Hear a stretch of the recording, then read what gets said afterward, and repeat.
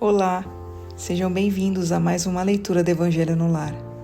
Eu sou Camila Sanches, a sua corretora de lares.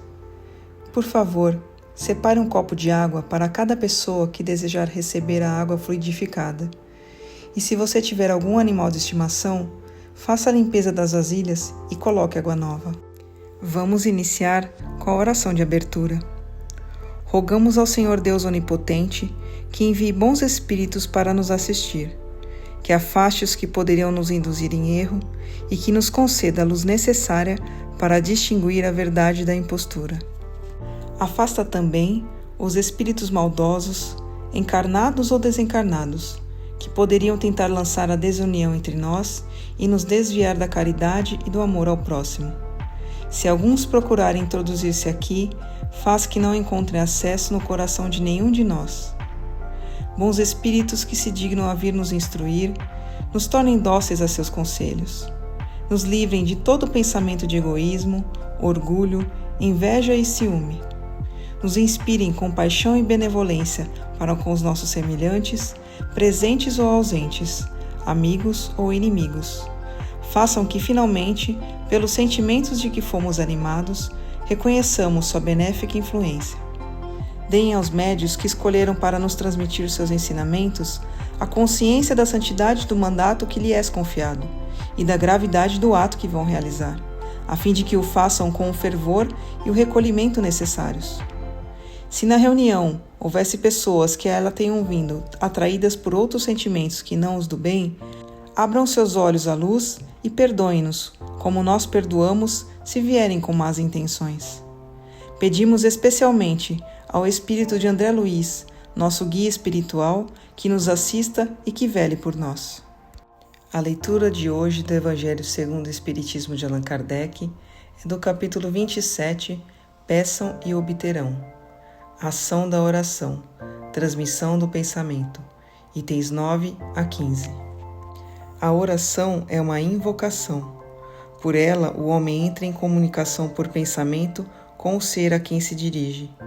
A oração pode ter por objetivo um pedido, um agradecimento ou uma glorificação. Pode-se orar por si ou por outrem, pelos vivos ou pelos mortos.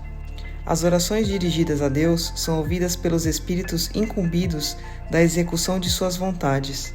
Aquelas que são dirigidas aos bons espíritos são reportadas a Deus. Quando oramos a outros seres que não a Deus, recorremos a intermediários, a intercessores, porque nada pode ser feito sem a vontade de Deus. O Espiritismo torna compreensível a ação da oração, explicando o modo de transmissão do pensamento, seja no caso em que o ser invocado acuda a nosso apelo, seja no caso em que chegue a ele nosso pensamento. Para nos darmos conta do que ocorre nessa circunstância, devemos imaginar todos os seres encarnados e desencarnados mergulhados no fluido universal que ocupa o espaço, como neste mundo nós estamos na atmosfera. Esse fluido recebe o impulso da vontade, é o veículo do pensamento, como o ar é o veículo do som, com a diferença de que as vibrações do ar são circunscritas, ao passo que aquelas do fluido universal se estendem ao infinito. Quando, pois, o pensamento é dirigido para um ser qualquer, na terra ou no espaço, de encarnado para desencarnado, ou de desencarnado para encarnado, uma corrente fluídica se estabelece entre um e outro, transmitindo o pensamento como o ar transmite o som. A energia da corrente é proporcional àquela do pensamento e da vontade. É assim que os espíritos ouvem a oração em qualquer lugar onde se encontrem. É assim que os espíritos se comunicam entre si, que nos transmitem suas inspirações, que relações se estabelecem à distância entre encarnados. Essa explicação vale especialmente para aqueles que não compreendem a utilidade da oração puramente mística. Não tem por objetivo materializar a oração, mas tornar seu efeito inteligível, mostrando que ela pode exercer ação direta e efetiva. Nem por isso deixa de estar subordinada à vontade de Deus, juiz supremo em todas as coisas, e que somente Ele pode tornar sua ação eficaz. Pela oração, o homem clama pelo concurso dos bons espíritos que acorrem para sustentá-lo em suas boas resoluções e para lhe inspirar bons pensamentos. Desse modo, adquire a força moral necessária para vencer as dificuldades e para voltar ao caminho certo se dele se afastou. Por esse meio, pode também afastar de si os males que atrairia por sua própria culpa. Um homem, por exemplo, vê sua saúde arruinada pelos excessos que cometeu e leva até o fim de seus dias uma vida de sofrimento. Terá ele o direito de se queixar se não obtiver sua cura? Não, pois poderia ter encontrado na oração a força de resistir às tentações. Se dividirmos em duas partes os males da vida, uma daquelas que o homem não pode evitar e a outra das tribulações de que ele próprio é a causa primeira, por sua negligência e por seus excessos, veremos que a segunda vence em muito a primeira em quantidade. É, portanto, evidente que o homem é o autor da maior parte de suas aflições e que poderia evitá-las se agisse sempre com sabedoria e prudência. Não é menos certo que essas misérias são o resultado de nossas infrações às leis de Deus e que, se observássemos pontualmente essas leis, seríamos de todo felizes. Se não ultrapassássemos o limite do necessário na satisfação de nossas necessidades, não contrairíamos as doenças, que são a consequência dos excessos, nem experimentaríamos as tribulações que essas doenças acarretam. Se puséssemos limites à nossa ambição, não haveríamos de temer a ruína. Se não quiséssemos subir mais alto do que podemos, não teríamos medo de cair. Se fôssemos humildes, não sofreríamos as decepções do orgulho abatido. Se praticássemos a lei de caridade, não seríamos maldizentes, nem invejosos, nem ciumentos, e evitaríamos as disputas e as divisões. Se não fizéssemos mal a ninguém, não haveríamos de temer as vinganças e etc. Admitamos que o homem nada possa sobre os outros males, que toda oração seja inútil para preservar-se deles. Já não seria muito estar livre de todos aqueles que provêm da própria conduta pessoal? Ora, aqui facilmente se concebe a ação da oração, porque tem por efeito clamar a inspiração saudável dos bons espíritos, lhes pedir a força para resistir aos maus pensamentos, cuja realização pode ser fatal. Nesse caso, não é o mal que eles afastam, é a nós mesmos que eles afastam do pensamento que pode causar o mal, e nada obstruem os decretos de Deus, nem suspendem o curso das leis da natureza. Eles apenas impedem que nós infrinjamos as leis, dirigindo o nosso livre-arbítrio. Eles agem, contudo, a nossa revelia de maneira oculta, para não subjugar nossa vontade. O homem está então na posição daquele que solicita bons conselhos e os põe em prática, mas que continua sempre livre para segui-los ou não.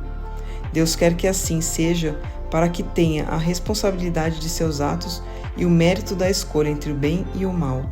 É isso que o homem pode estar sempre certo de receber, se o pedir com fervor, e é a isso que podem especialmente ser aplicadas estas palavras: peçam e receberão.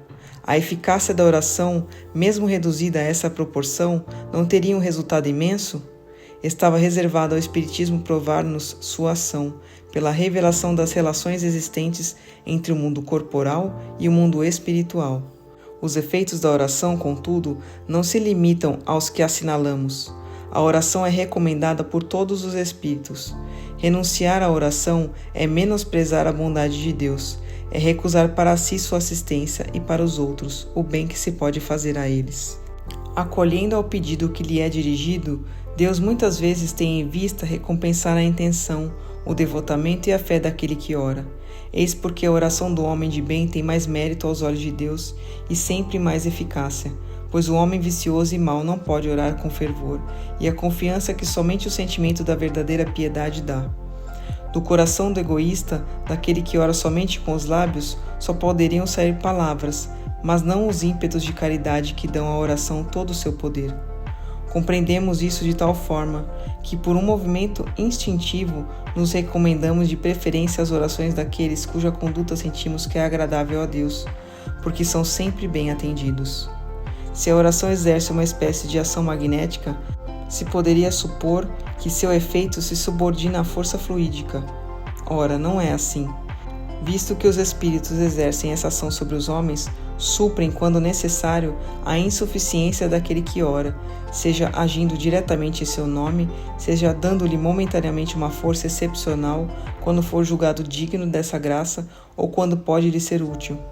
O homem que não se julga suficientemente bom para exercer uma influência salutar não deve se abster de orar pelos outros, com a ideia de que não é digno de ser escutado. A consciência de sua inferioridade é uma prova de humildade, sempre agradável a Deus, que leva em conta a intenção caridosa que o anima. Seu fervor e sua confiança são um primeiro passo para a volta ao bem, em que os bons espíritos se sentem felizes em incentivá-lo. A oração rejeitada é aquela do orgulhoso que tem fé em seu poder e em seus méritos e que acredita poder sobrepor-se à vontade do Eterno. O poder da oração está no pensamento. Ela não se liga às palavras, nem ao lugar, nem ao momento em que é feita. Pode-se, portanto, orar em toda parte e a qualquer hora, a sós ou em comum. A influência do lugar ou do tempo só se refere às circunstâncias que podem favorecer o recolhimento. A oração em comum tem uma ação mais poderosa quando todos aqueles que oram se associam de coração no mesmo pensamento e têm o mesmo objetivo, porque é como se muitos clamassem juntos e de forma harmoniosa. Mas que importa estar reunidos em grande número se cada um age isoladamente e por conta própria? 100 pessoas reunidas podem orar como egoístas, enquanto 2 ou 3, unidas por uma aspiração comum, vão orar como verdadeiros irmãos em Deus, e sua oração terá mais poder que a das 100 outras. Palavra dos Espíritos, graças a Deus. Mas antes de iniciarmos a oração de encerramento, eu quero pedir a você, que ainda não é inscrito em nosso canal, por favor, se inscreva agora. Clique no botão inscrever-se aqui abaixo do vídeo. Aproveita para ativar o sininho das notificações e receber todos os nossos vídeos. Se você está com problemas, precisando de ajuda ou conhece alguém que está enfrentando muitas dificuldades em casa, como animaizinhos perdidos ou doentes, brigas constantes com os filhos, discussões no relacionamento, por favor, compartilhe essa mensagem. Leia também a descrição desse vídeo e entre em contato conosco pelo WhatsApp. Você pode salvar a vida de alguém, curtindo e compartilhando o nosso conteúdo. Vamos finalizar com a oração de encerramento. Agradecemos aos bons espíritos que se dignaram vir comunicar-se conosco e lhes rogamos que nos ajudem a pôr em prática as instruções que nos deram e façam com que, ao sair daqui, cada um de nós se sinta fortalecido na prática do bem e do amor ao próximo. Desejamos também que essas instruções sejam proveitosas para os espíritos sofredores, ignorantes ou viciosos, que puderam participar dessa reunião e para os quais imploramos a misericórdia de Deus. Amém.